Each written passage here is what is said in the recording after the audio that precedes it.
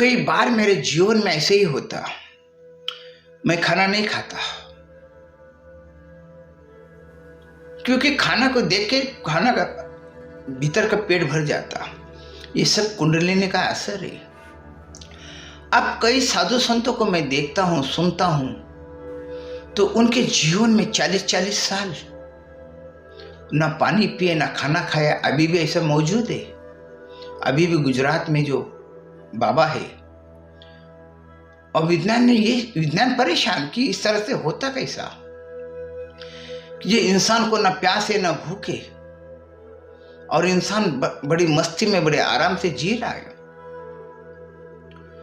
उसके ऊपर सारे यंत्र लगा के देखे कि उसके जिस्म के ऊपर क्या परिणाम होता, क्या दुष्परिणाम हो रहा, और सामान्य इंसान के भीतर क्या परिणाम है। तब विज्ञान को पता चलता कि दोनों का भीतर का परिणाम एक जैसे है। जो भूखा उसका भी परिणाम जिस्म में वही है, और जो खाना बिना खाता जो स्वस्थ है उसका भी परिणाम वही है। विज्ञान के भी समझ में नहीं आ जाता क्योंकि कुंडलिनी जागरूकता के असर है। अब मैं अपना असर बता रहा हूं आपको। मैंने एक दिन कब्र खोद के रख दिया, मैंने कई वीडियो में भी बताया। मैंने कब्र खोद डाला और कब्र खोदने के बाद उस कब्र में मैं सो गया, और कब्र में सो के मैं महसूस करता था कि मैं मर गया और मैं कब्र में दफन है। मैं इस तरह से सोचता था। वो एक भी समाधि का, जिस तरह ज्ञानेश्वर महाराज ने 21 साल की उम्र में उन्होंने अपना देह त्याग दिया, समाधि ले लिए, सजीव समाधि, इन्हें जिंदी समाधि लिया, जिंदे ही बैठ गए और अपना देह से रूह को निकाल दिए, देह को छोड़ दिए। अब इसी तरह मैं भी कब्र के भीतर सोता था। कब्र के भीतर सोने के बाद मैं महसूस करता था कि मैं मर गया, और मरते मैं भीतर गया, देह को तो भीतर छोड़ दिया। और उसके बाद में मैं जब सोचता था, बाहर का सोचता था, और बाहर की सोच में इतना बाहर खो जाता था कि भीतर पता नहीं चलता था कि मैं भीतर कब्र में सोया है, खड्डे में सोया है। फिर जब उस सोच से मैं बाहर की सोच में फिर से अपने भीतर आता था, तब पता चलता था मैं कब्र में सोया है। और ये मेरा पागलपन का मेरे घर वाले को कितना परेशान करके रखा है मुझे पता है। मेरे घर वाले रोते थे, ये पागल हो गया है, ये क्या चीज है। लोग कब्रिस्तान से दूर भागते, ये तो कब्र घर में ही खोद के रख डाला। मेरे घर वाले परेशान हो गए थे मेरे ये पागल चालें देखकर। मेरी हरकत देख के मेरे घर वाले परेशान हुए। मेरी हरकत देख के मैंने कई बार कहा, मेरी माँ हमेशा परेशान होती थी, मेरा भाई परेशान हो जाता था। घर में बीवी तो समझ में आता ही नहीं उसके कि इंसान इतनी अच्छी अच्छी बात करता, मगर इस तरह से कभी कभी इसका सोच बदल जाती, इसकी हरकत इस तरह से करने लगता कि उनके समझ के बाहर आ जाती। ये सारी जो चीज है कुंडलिनी जागृति का तो असर है। अब मेरी बात आप जब सुनते थे, मेरी मेमोरी अच्छी है, मैं बात आपसे करता हूं, मुझे लगता है मेरी वाचा सिद्धि प्राप्त हो गई, क्योंकि जो मैं आपको कुछ सुनाने जाता हूं उसके भीतर मेरा अपना तजुर्बा में महसूस करता हूं। मैं अपना तजुर्बा बयान करता हूं आपसे। मैं अपने जीवन में जो घटा वो मैं आपको बयान करता। मैं सिर्फ सारी बातों किताब का आपको सुना नहीं पाता, या तो लोगों की बात सुना नहीं पाता, ना तो मैं कोई धर्म की बात सुना सकता। ये कुंडलिनी का असर है। मेरा अपना धर्म छूट गया, मेरा अपना धर्म छूट गया। जब कुंडलिनी जागृति इंसान के भीतर हो जाती, उससे सब चीज छूट जाती। मैंने आपको बताया, मेरा हजरत गौस पाक का दरगाह बनाया। अब वो दरगाह मैंने नहीं बनाया, पहले से वो दरगाह वहां पे था। जब मैं 10 साल का हुआ तो वहां पे मैं जुड़ गया। अब उस समय तो मैं सुबह शाम वो दरगाह की साफ सफाई करना, दरगाह में दिया लगाना, दरगाह के पास ही रहना, दरगाह के पास ही खेलना कूदना। मेरा बचपना दरगाह के आंगन में चला गया। अब जब मेरी कुंडलिनी जागृत हो गई तो मैं साल में 2 दिन जाता दरगाह को, सिर्फ 2 दिन जाता। एक दिन संदल, एक दूसरा दिन उरूस। उसके बाद में मैं दरगाह में जा नहीं पाता। ये मेरा कुंडलिनी जागृति का असर है। ये सब चीज मैं यहां से उनको देख लेता, यहां से मैं सब समझ जाता हूं, और मैं यही सोचता कि मुझसे बेहतर वो कई लाख गुना ज्यादा समझते और देखते तो मुलाकात तो मैं जहाँ हूँ वहाँ हो जाती। मुझे उनके वहाँ पे उस आस्थान पे जाने की जरूरत नहीं पड़ती। ये कुंडलिनी जागृत का असर है। मैंने आपको एक मेरे वीडियो में भी बताया, मैं जब भीमा शंकर के पहाड़ पे जाता था, उस पहाड़ पे का नाम है नागफनी, उस जगह का नाम है। वो नाग की फनी की तरह वो पहाड़ है। उस पहाड़ पे मैं एक दिन गया, सुबह सुबह उस पे मैं खड़ा था और मेरे मन के भीतर आया कि मैं इस पे से छलांग लगा दूं, इसके ऊपर से मैं उड़ी मार दूं। और एक मन भीतर से घबराने लगा कि इतनी गहरी खाड़ी और मैं चाहता कि ऊपर ऊपर जंप लगा दूं और मैं हवा में तिरूंगा, मैं नीचे मुझे कुछ नहीं होगा। इस तरह का भाव मुझे मेरे भीतर आने लगा। और फिर मैं उस नागफनी पे उसके बाद में फिर दोबारा कभी गया ही नहीं, क्योंकि मुझे मेरा ही भरोसा नहीं है मैं कब क्या कर दूंगा। 2 मिनट पहले यहाँ था, 2 मिनट के बाद में मैं कहाँ जाके आ जाता मुझे पता नहीं। फिर मैं अफसोस करता हूँ कि यार मैं वहाँ गया था, कैसे गया तो मैं पैदल, गया तो मैं गाड़ी से, और जाकर भी आके मैं फिर उसी मुद्रा में आके जब मैं बैठता हूँ तो ऐसा लगता, जबकि वो आने जाने में तो मेरा 2 घंटा चला गया, और फिर मैं मुद्रा में आकर बैठता हूँ तो ऐसा चलता कि वो एक क्षण था, वो एक पल था, वो एक ख्वाब था, वो हकीकत नहीं, ऐसा महसूस होता। ये कुंडलिनी जागृत का असर है। ये कुंडलिनी देखकर मैं कई लोगों को मैंने इलाज किया, मैं कई लोगों को, मरते हुए लोगों का मैंने इलाज किया। हाथ का स्पर्श कर दूंगा तो इंसान के भीतर के उसका दुख दर्द तो भाग जाता था।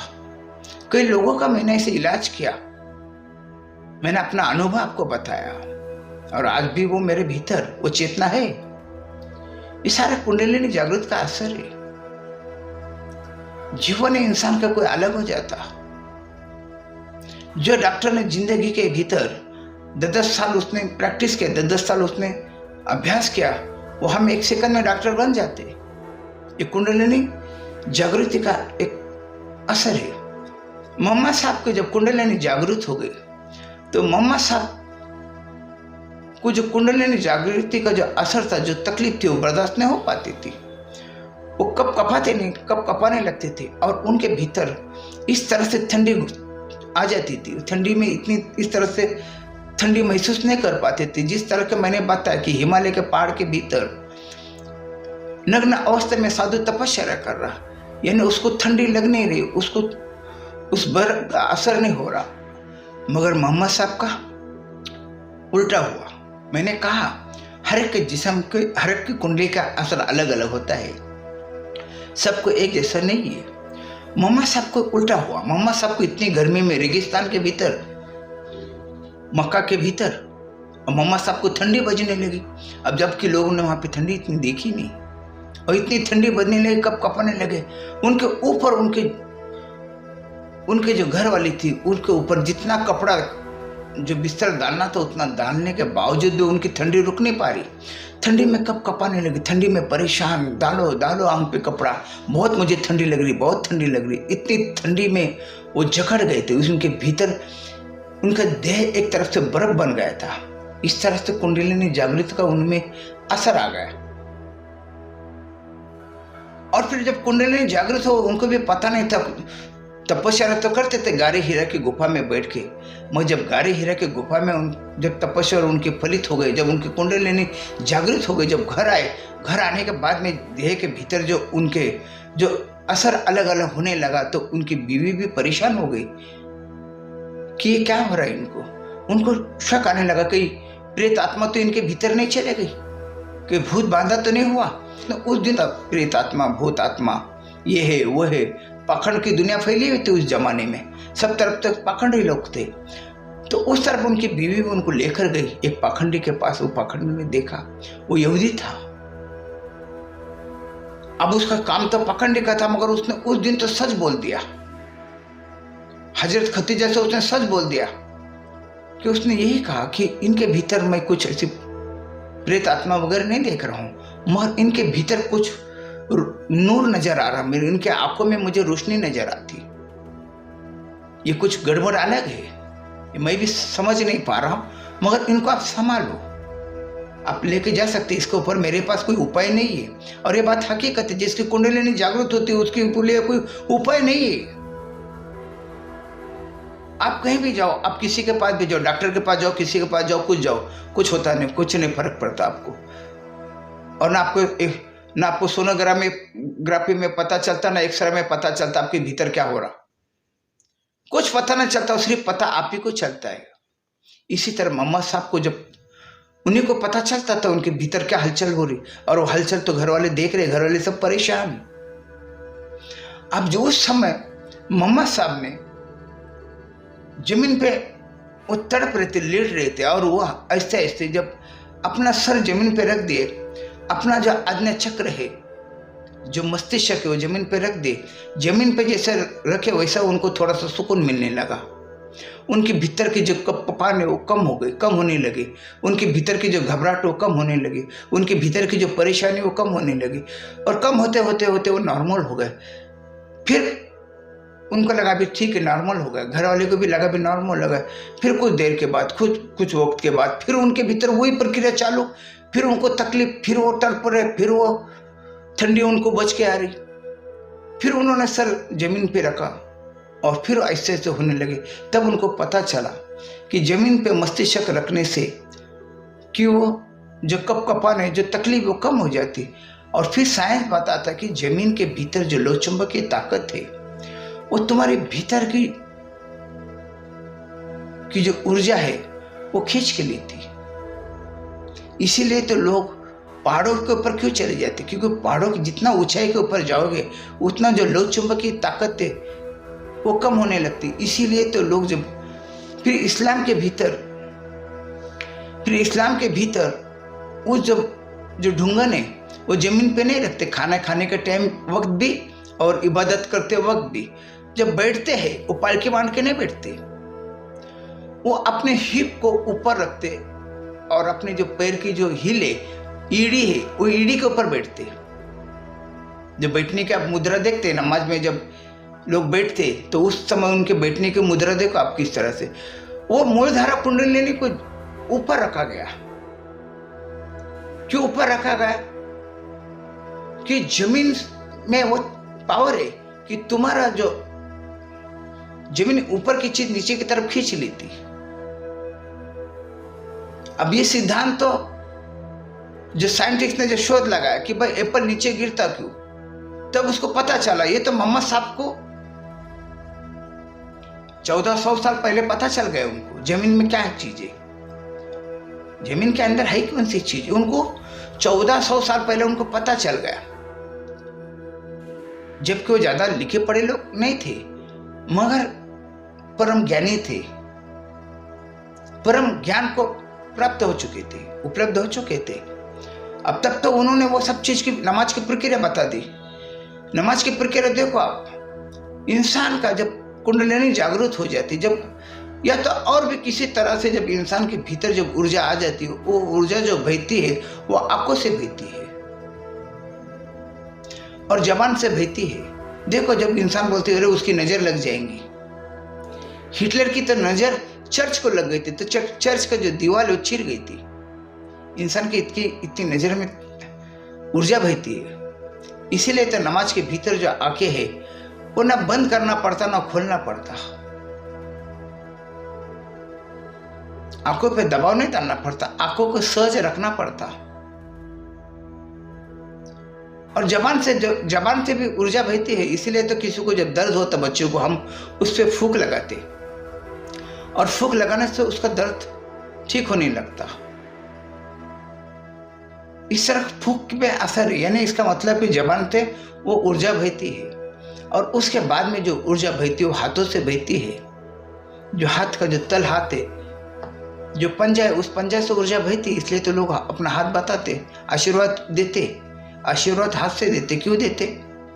क्योंकि हाथों से ऊर्जा बहती। इसीलिए आप दरगाह के अंदर, कई मंदिरों के अंदर मोर का पंख इस्तेमाल करते। अब वो मोर का पंख क्यों इस्तेमाल करते? कि जब मोर का जो डंडी को पकड़ी जाती और लोगों को ऊपर वो फकीर हो या कोई साधु संत हो, वो आशीर्वाद देता, वो ऊर्जा देता, उसको ऊर्जा प्रदान करता है वो। क्योंकि हमारे हाथों की ऊर्जा जो मोर का पंख उसमें से बहने लगती, बिल्कुल बह जाती उसके अंदर से, ऊर्जा खींच लेती। वो ऊर्जा कौन खींचती? मोर पंख ऊर्जा हमारे हाथ की खींच लेती, और इसीलिए वो तो मोर पंख का इस्तेमाल करता। अब लोग बोलते कि मोर पंख ये पवित्र है, ये है, वो है, उसके ऊपर अनेक बात करते, पर हकीकत यही है कि वो ऊर्जा खींच लेती और दूसरों को ऊर्जा देती। इंसान दूसरों को हाथ नहीं लगाते हुए भी ऊर्जा को प्रदान कर सकता। इस तरह से वही तो चीज इस्लाम में बताया गया मोहम्मद साहब ने। जब इंसान ध्यान में खड़ा हो जाता, ध्यान की मुद्रा में खड़ा हो जाता, ध्यान ऐसे ही नहीं कि बैठ के किया जाता, ध्यान खड़े होके भी किया जाता। कि अब मेरी बात को कोई इस्लाम नहीं समझ पाएगा, मगर मेरी बात को सूफी समझ पाएंगे, क्योंकि इस्लाम में खड़ा होना पड़ता। खड़े इसलिए हो जाता जब तक कि जो मूलधारा कुंडलिनी है वो जमीन से ऊपर की तरफ आ जाए। जब तुम खड़े हो जाते तो जमीन से तुम्हारे मूलधारा कुंडलिनी का संबंध नहीं आता, वो बहुत ऊपर चला जाता। या तब फिर बैठना तो ऊंची जगह पे बैठना पड़ता। इसीलिए तो लोग चांदी के तख्ते पे बैठते, इसीलिए तो लोग शेर के चमड़े पे बैठते, जानवर के चमड़े पे बैठते। या कई लोग तो पेड़ के ऊपर ध्यान करने लगते, ध्यान धारणा पेड़ पे करते, इसीलिए तो कई लोग पेड़ के ऊपर घर बनाए, क्योंकि जमीन से हमको दूर होना पड़ता। हमारे जो मूलधारा कुंडली है वो जमीन से दूर रखना पड़ता। इसीलिए तो इस्लाम के भीतर खड़े हो जाते, बैठते नहीं, बैठ के ध्यान नहीं करते, खड़े हो जाते पहला। अब खड़े होने के बाद में जब, और वो अपने हाथ की जो ऊर्जा है वो अपनी नाभि के पे रखती था, अपने दोनों हाथ के पंजे वो नाभि पे रख के खड़ा हो जाता। क्योंकि जब देह के भीतर जो ऊर्जा आने लगती तो वो ऊर्जा को रिवर्स करता। रिवर्स करने का तरीका ये कि तुम्हारी नाभि है, तुम्हारे पेट की नाभि जो है वो तुम्हारी माँ के साथ जब तुम जुड़े थे, वही तो तुम्हारा एक मुंह था। तुम्हारे देह का सब में पहले मुंह कौन सा था? वो नाभि तो तुम्हारे देह का मुंह था। उसी से तो तुम्हारे देह के भीतर जो छोटा बच्चा माँ के पेट में था उसका जो विकास होता था, नाभि से विकास होता था। क्योंकि जो माँ को जो भी कुछ खाती थी वो नाभि के जरिए उसके नाभि में चला जाता था, उसके नाभि चक्र में चला जाता था और उसके सारे देह का विकास होने लगता था। इस तरह का साइंस है और इसी तरह की ये सच्चाई भी है। तब जब नमाज में खड़े हो जाते तो नाभि पे हाथ रखते। अब नाभि पे हाथ रखने के बाद में जो हाथ की जो ऊर्जा है वो नाभि के भीतर से पहुंच जाती। अब वो नाभि के भीतर जिस्म में तब पहुंच गए, मगर वो ऊर्जा देह के भीतर ज्यादा पहुंच के कोई मतलब नहीं। तो मोहम्मद साहब ने उस सर को थोड़ा नीचे झुका दिए, रुकू में चले गए। रुकू में जाने से दो काम हो गया। एक तो मूलधारा कुंडलिनी का अगर तुम खड़े भी है तो उसका जो मुंह है वो नीचे की तरफ है। अब वो जब झुक जाता तो उसका मुंह भी ऊपर आ जाता, तो उसको झुकाओ के उसको ऊपर लाने का एक तरीका था, इसलिए झुक गए। अगर जिस्म के भीतर ऊर्जा आ भी गई, अगर जिस्म के भीतर ऊर्जा आ भी गई तो सारे जिस्म में ऊर्जा रह कोई फायदा नहीं जाता। तो ऊर्जा तो आना चाहिए मस्तिष्क में, क्योंकि तुम्हारे भेजे में आना चाहिए, तुम्हारे भेजे के भीतर जो है वो चलना चाहिए। अभी साइंटिस्ट बताता कि जो साइंटिस्ट को पूछा गया कि तेरा जो दिमाग का इस्तेमाल होता है वो दिमाग का क्या मतलब है, उसने कहा इंसान का भीतर इतनी बुद्धि है, इतना बुद्धि का विकास हो सकता। और वो साइंटिस्ट जो था उसको वो कहता कि उसका सिर्फ बुद्धि उसकी जो चली वो सिर्फ 20% बुद्धि चली, बाकी वो बोलता उसकी बुद्धि 80% सोई हुई, वो जैसी की वैसी है। अब साइंटिस्ट की बुद्धि 20% चली, तब सोचो आम इंसान की बुद्धि क्या है। हम देखते समाज के भीतर इंसान अपने दिमाग का इस्तेमाल करता नहीं, वो देख के सब काम करता है, वो लोगों का जीवन की कॉपी करता है। जैसे मैंने आपको बताया कि मूलधारा जब इंसान के भीतर कुंडलिनी जागृत हुई नहीं, वो कॉपी करता है दूसरों की बातों का। और सुना था आपको, देखो कुंडलिनी किस तरह से जागृत होती, वो हकीकत नहीं, वो कॉपी है। इंसान का जीवन कॉपी करने में जा रहा है। इंसान सब देख के तो कर रहा है। जिसकी बुद्धि में थोड़ी जागृति आ गई वही इंसान कुछ अलग करके बताता। इस जीवन में, संसार में जिसने भी कुछ नया किया है उसकी बुद्धि की क्षमता ज्यादा है। अब मोहम्मद पैगंबर तो लोग कहते लिखे पढ़े नहीं थे, पर बुद्धि का उजागर बहुत हुआ था। वही तो मैं बात बताना चाहता आपको। जब रुकू में जाते तो सारा ऊर्जा वो मस्तिष्क में जाना चाहिए, बुद्धि में जाना चाहिए, ताकि बुद्धि के भीतर जो ऊर्जा आ जाए तो तुम्हारा नस नस जाग जाए। आप तुम सोचो, एक साइंटिस्ट बताता कि उसका दिमाग चला सिर्फ 20%, 80% उसका दिमाग सोया हुआ है। अब मोहम्मद साहब का तो 100% दिमाग जागा हुआ था।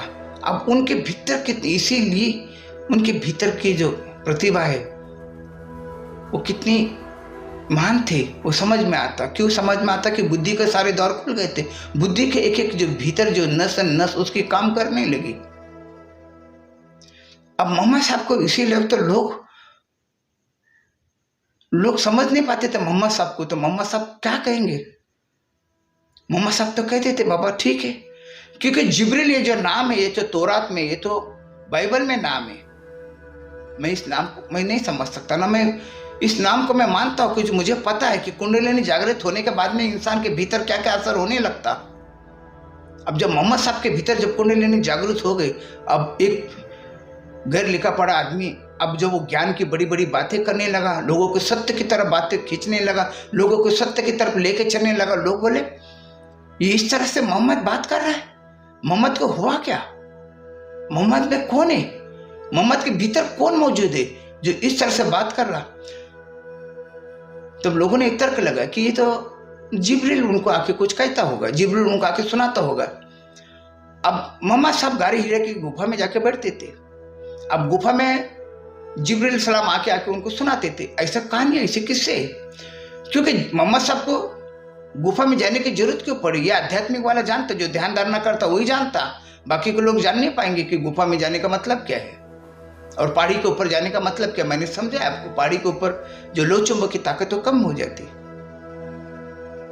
अब जिब्रील को आना था तो वो आ सकते थे घर में भी मोहम्मद साहब को समझाने के लिए, ज्ञान देने के लिए। वो गारी हीरे के गुफा में क्यों उनको मिलते थे? ये सब तर्क वितर्क है। मैं इस बात को नहीं मानता, मगर मोहम्मद साहब को मैं मानता हूं। मुझे पता है कि मोहम्मद साहब के जब मोहम्मद साहब ने कहने लगे